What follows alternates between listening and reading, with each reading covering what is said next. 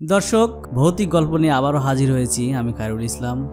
তো আজকের ঘটনাটি একেবারে অন্যরকম ঘটনা। তো এটা শুনলে পরে আপনাদের অনেক একটু জ্ঞান বাড়বে, কারণ এটা হচ্ছে যে নলেজ দেওয়ার মতো একটি ঘটনা। কারণ এখন আমি এই জিনিসটা খুব চোখে পড়তেছে, তো সেটা নিয়ে আমার একটি ঘটনা আছে, সেই ঘটনাটি শেয়ার করব। তো এই ঘটনাটি ঘটে আমাদের নয়াপাড়া পুঠিয়া রাজশাহীতে।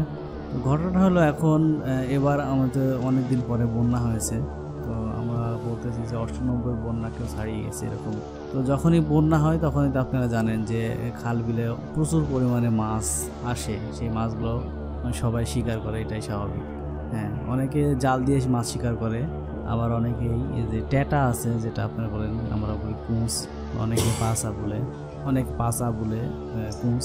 তো এইটা নিয়ে মাছ মারা নিয়ে একটা কাহিনী আছে, ঘটনা। সেই ঘটনাটি অনেক মর্মান্তিক ছিল।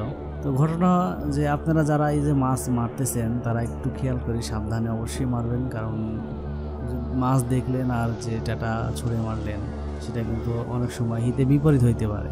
তো এই ঘটনাটি হলো যে আমার এক পাড়া প্রতিবেশী বললে চলে, আত্মীয় হয় না। তো নাম তার ময়নাল।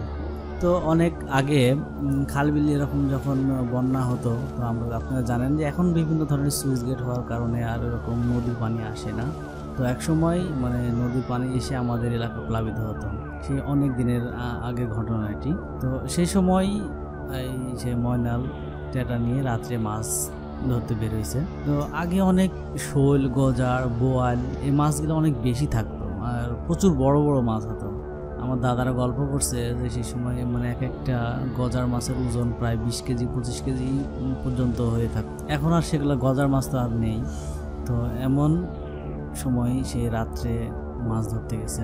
তো মাছ ধরতে গিয়ে টর্চ লাইট নিয়ে গেছে।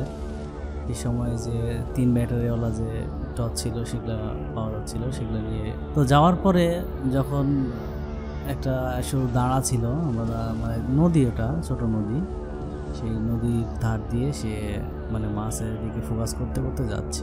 এমন সময় যাওয়ার পরে কিছু দূর গেছে, তখন যাওয়ার পরে দেখছে একটা বড় গজার মাছ, এত বড় গজার মাছ যে কল্পনার বাইরে, খুবই বড়।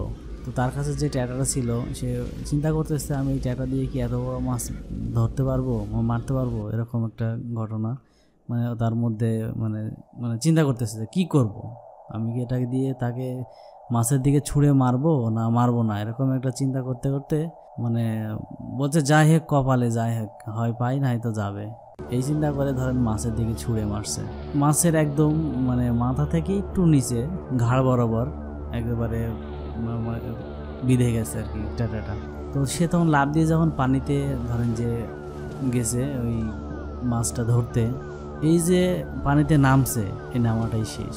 পরের দিন সকালে আমরা না, আমাদের এলাকার যে মুরব্বীরা গল্পটা বলছে, তারা বলছে যে সকালবেলা ওখানে গিয়ে শুধু ট্যাটা পানিতে ছিল আর সেই তার লাশ ওখানে পেটের মধ্যে গ্যাসই হয়ে পানিতে ভেসে উঠছে। তো এই ঘটনাটা যে আমরা কিভাবে বুঝলাম যে আসলে এরকম বড় মাছ বা অত সাথে মৃত্যুবরণ করলো, এটা কিভাবে জানা গেল? তো তার সাথে একটা লোক ছিল এই ঘটনাটার প্রত্যক্ষদর্শী হিসাবে।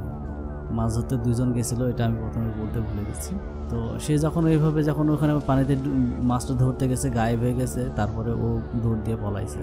যা কি হয়েছে কারোর সাথে শেয়ার করে নাই, না করে যা বাড়িতে যায় খুব অস্থির ভাব, সকালবেলা সবাইকে ডেকে নিয়ে এসে এইরকম ঘটনা, তখন তাকে এখান থেকে উদ্ধার করে। এরপরে আমার এই 2020 সালে এসে যখন এবার আমাদের অনেক বন্যা হয়েছে, প্রতি রাত্রেই দেখি যে এই ট্যাটা নিয়ে মাছ ধরতে যাই। এই মাছ ধরতে যাওয়ার ঘটনাটা দেখেই আমার সেই ঘটনাটি আমার দাদার কাছ থেকে শুনছিলাম, সেই ঘটনাটি মনে পড়ে গেল।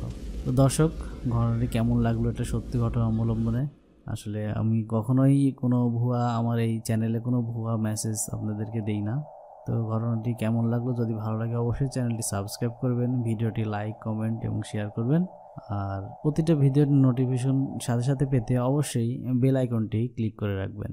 ধন্যবাদ সবাইকে।